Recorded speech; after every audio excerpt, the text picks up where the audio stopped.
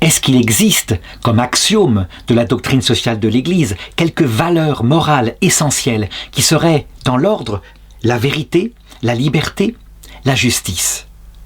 D'abord, il faut reconnaître qu'avant tout cela, il y a un principe qui éclaire tout, et qui est la charité. Je l'ai dit, ça veut dire que la vérité première qui éclaire notre intelligence, c'est cette relation intime avec Dieu. Donc il faut bien voir que la charité est la clé de la doctrine sociale de l'Église. Et la charité, c'est pas la bienfaisance, c'est l'amour de Dieu, un amour cœur à cœur, de Dieu qui vient habiter dans notre cœur et qui s'épanouit dans l'amour du prochain. Je dirais vénérer presque comme une personne avec qui nous vivrons pour l'éternité.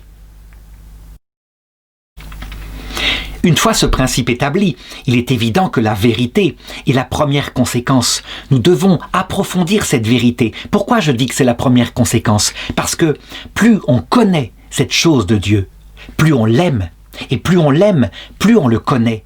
La connaissance, c'est ce qui est la lumière de l'homme quand il se dirige par sa propre providence. Donc il est important pour chacun de chercher à approfondir la vérité sur Dieu et en conséquence la doctrine sociale de l'Église lorsqu'il travaille à ce domaine-là. Nous devrions tous, si nous étions, je dirais, partie prenante du message du Christ, devenir des théologiens. Pas des théologiens spéculatifs, mais des théologiens, c'est-à-dire des personnes qui se servent de leur intelligence pour comprendre de plus en plus le message du Christ et ses conséquences jusque dans nos communautés. Autre valeur morale, c'est la liberté. La liberté n'est pas un absolu, elle est seconde. Avant elle, il y a les personnes aimées par charité, la personne de Dieu, la personne du prochain, et la recherche de la vérité. Pourquoi est-ce que je mets en premier les personnes et la vérité? Parce que cela s'impose à nous. Je veux dire par là que si on mettait en premier la liberté individuelle, faire ce que je veux quand je veux, traiter les autres comme des moyens, et la vérité, peu importe, je l'invente moi-même par des idéologies. On croirait s'épanouir dans une liberté divine, on deviendrait esclave de ses propres pulsions.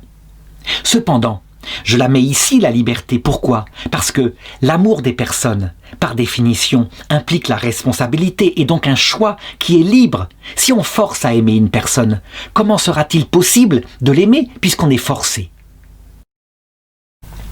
De même, si l'adhésion à la vérité, donc la réalité qui est devant nous, et la foi qui, elle, n'est pas pour le moment démontrable, se fait de manière forcée, évidemment, on pourrait, mais la réalité, c'est que la vérité, on y adhère librement parce qu'elle est simplement évidente devant nous. Quant à la foi, elle est un don de Dieu. On la reçoit, on l'accueille, on ne peut pas la démontrer. Et donc il y a bien une liberté dans l'entretien de la foi qui a été donnée par Dieu à un moment donné. La justice est une troisième valeur très importante. Pourquoi? Parce que c'est l'acte de la volonté qui agit comme il le faut. Et c'est vrai que la justice qui est unie à la vérité, elle va se comporter par rapport à la personne de Dieu comme il le faut. Il est notre seul créateur. Nous devons donc lui rendre, en toute justice, de l'adoration, la reconnaissance de sa juste place, lui qui a établi le bien et le mal. Mais la personne humaine, que lui, il a voulu placer en premier, comme un absolu sacré devant nous, et il est mort pour chaque personne humaine. Nous devons donc en justice lui rendre la première place. Elle est au-dessus de la gloire, du plaisir, de l'argent.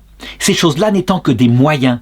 Et donc la justice mettra les choses qui sont des moyens à leur juste place. Des choses importantes, mais certainement pas absolues.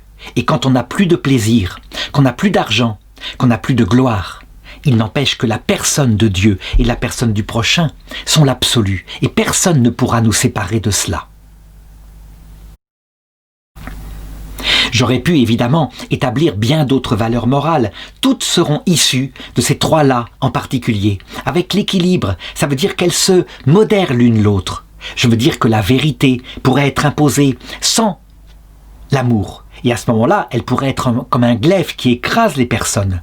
De même, la liberté pourrait s'imposer sans qu'il y ait la vérité et l'amour de Dieu et du prochain. Elle deviendrait alors une sorte de caprice. Non, tout s'équilibre et aucune de ces valeurs ne trouve son absolu si ce n'est dans le rapport aux autres.